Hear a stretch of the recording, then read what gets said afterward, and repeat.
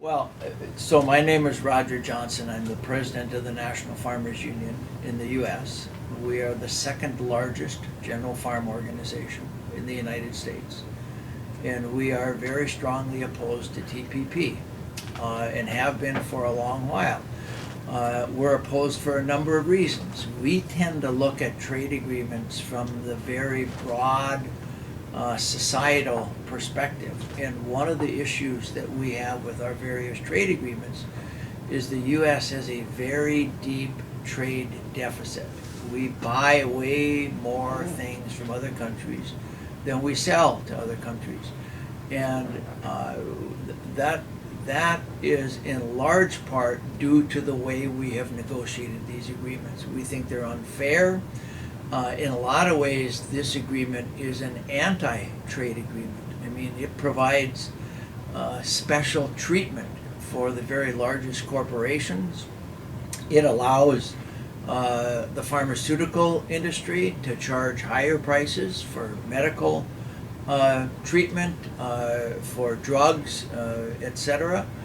And it restricts the ability for others to compete based upon some of the patent laws that are enshrined within TPP.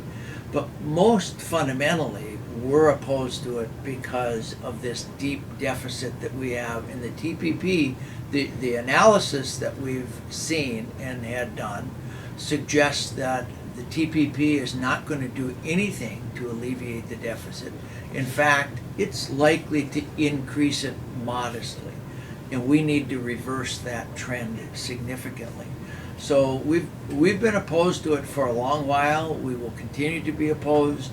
The way it was negotiated, largely in secret, is a big concern of ours. And we think that trade agreements should be negotiated fully in a transparent fashion with the public seeing what's going on, and so we know what the provisions are that are in it.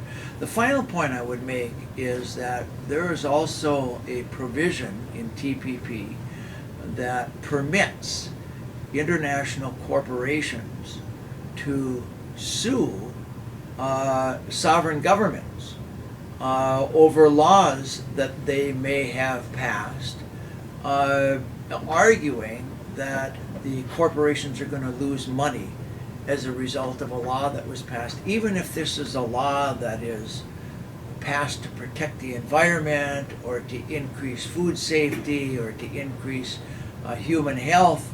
All of those things can be overridden by this special sort of private tribunal process that allows private corporations to sue governments. So, there are lots of reasons why we're opposed. And it would be very helpful if Japan did not ratify TPP in the near term, because we are likely in the next couple of months following the election, the Congress will come back for a lame duck session. And the President, Obama, has said that he intends to bring TPP to the lame duck session for approval. Now, why is it done in the lame duck? This is after the election. It is as far away from the next election as possible, because there is a sense that the public is going to be angry if Congress passes this. And so the further you make it away from the next election, the more likely it is that people will forget and that anger will subside. The final point I would make is that, just so people in Japan understand, both of the major candidates for president, Secretary Clinton and Republican Donald Trump, are opposed to TPP.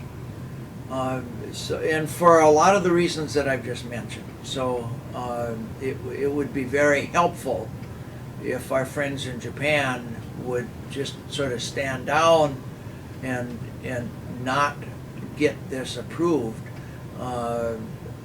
That'll help us keep it from happening over here in the U.S.